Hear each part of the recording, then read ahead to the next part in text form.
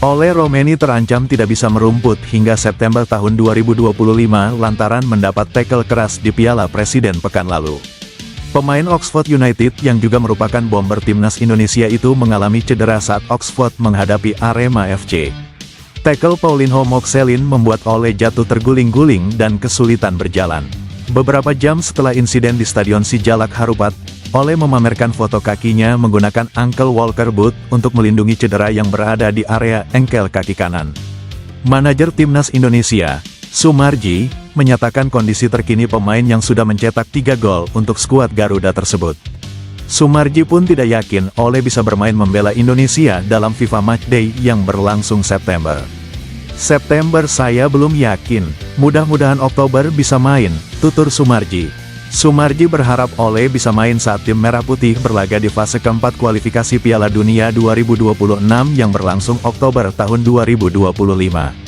Pemain 25 tahun kelahiran Belanda itu menjadi sosok penting dalam timnas Indonesia lantaran kemampuan mencetak gol. Setelah memegang paspor Indonesia, Ole mencetak masing-masing 1 gol ke gawang Australia, Bahrain, dan China. Tristan Gooijer, bintang muda sepak bola Belanda berdarah Indonesia, tengah jadi sorotan karena potensinya untuk membela timnas Indonesia.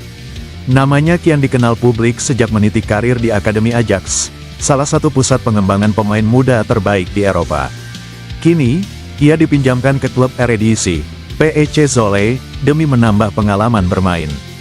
Yang membuat publik Indonesia semakin penasaran, pemain berusia muda ini memiliki darah Indonesia dari garis keturunan ibunya. Ia bahkan pernah menyatakan keterbukaan untuk menerima panggilan dari PSSI bila memang ada kesempatan bergabung bersama skuad Garuda. Banyak pihak pun mulai menjalin komunikasi dengan Tristan, termasuk influencer sepak bola yang membantu mempererat peluang itu. Tristan Gooijer sempat memperkuat timnas junior Belanda, namun peluang membela Indonesia di level senior tetap terbuka. Dalam sebuah percakapan dengan PSSI, disebutkan bahwa proses pendekatan sudah dilakukan dan hasilnya cukup positif. Bahkan, pelatih timnas Indonesia sendiri memberi sinyal ingin segera merekrut Tristan demi memperkuat barisan belakang Garuda. Langkah Tristan Gooijer untuk beralih membela timnas Indonesia dianggap sebagai keputusan monumental dalam karirnya. Jika benar terjadi, ini bukan hanya soal sepak bola, tapi juga tentang jati diri dan kebanggaan atas akar budaya yang ia miliki. PSSI kini ditantang untuk mempercepat proses naturalisasi agar pemain bertalenta ini bisa segera turun membela Indonesia di kompetisi internasional mendatang. Nama Tristan Gooijer jelas bukan sekadar sensasi. Ia adalah simbol harapan baru bagi masa depan timnas Indonesia. Timnas Indonesia terus melangkah dalam proyek jangka panjang membangun skuad yang lebih kompetitif, tidak hanya di level regional, tetapi juga dalam kancah dunia. Menyongsong ronde keempat kualifikasi Piala Dunia 2026 zona Asia, PSSI kini membuka peluang bagi 4 pemain muda diaspora untuk bergabung. Ketua Umum PSSI, Erick Thohir, secara terbuka mengakui bahwa sektor pertahanan sudah cukup solid. Namun, sektor serang masih dianggap belum mencapai level ideal untuk menghadapi lawan-lawan tangguh di fase berikutnya. Miliano Jonathans, winger kelahiran Arnhem, Belanda, menjadi nama yang santer dikabarkan akan mengisi kekosongan lini serang timnas Indonesia. Miliano punya kemampuan eksplosif, andal dalam duel 1 lawan 1, dan piawai membuka ruang bagi rekannya. Ia berdarah Indonesia dari neneknya yang berasal dari Depok. Meski masih memilih fokus di klub, Miliano sudah lama diincar PSSI, bahkan sejak usianya 16 tahun.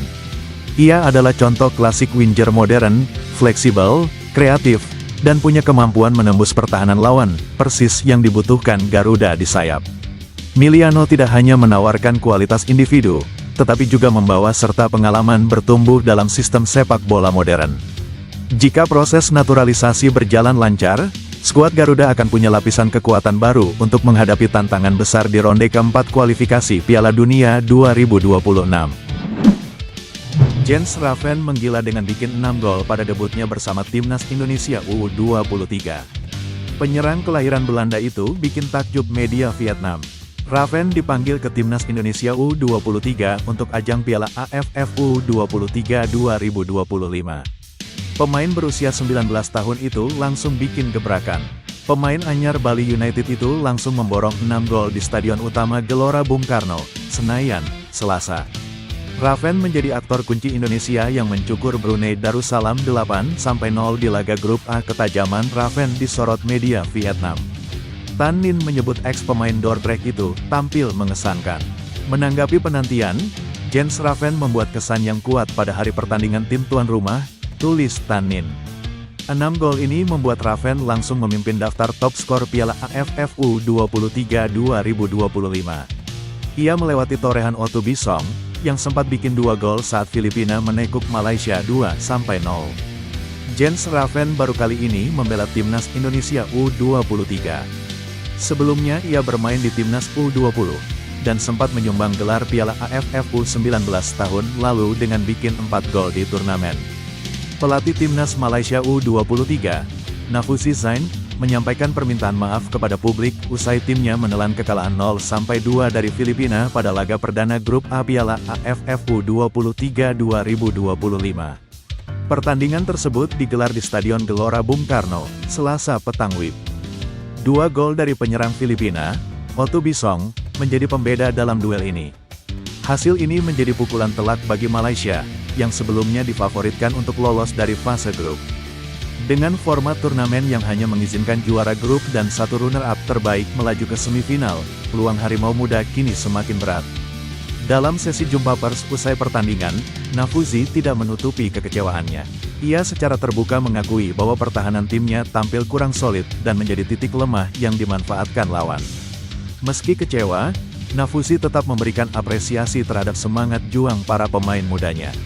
Ia menjelaskan bahwa sebagian besar pemain yang diturunkannya berusia antara 19 hingga 21 tahun dan belum memiliki banyak pengalaman bermain di level internasional. Pertandingan ini adalah kesempatan berharga untuk mereka menimba pengalaman dan belajar menjadi lebih dewasa secara permainan, ucapnya. Sadar bahwa tekanan akan semakin besar dalam 2 laga tersisa melawan Brunei dan Indonesia, sang pelatih berharap dukungan supporter Malaysia bisa terus mengalir, termasuk kemungkinan hadir langsung di stadion jika timnya melaju lebih jauh. Malaysia saat ini berada di dasar klasemen sementara grup A tanpa poin, di bawah Filipina, Indonesia, dan Brunei.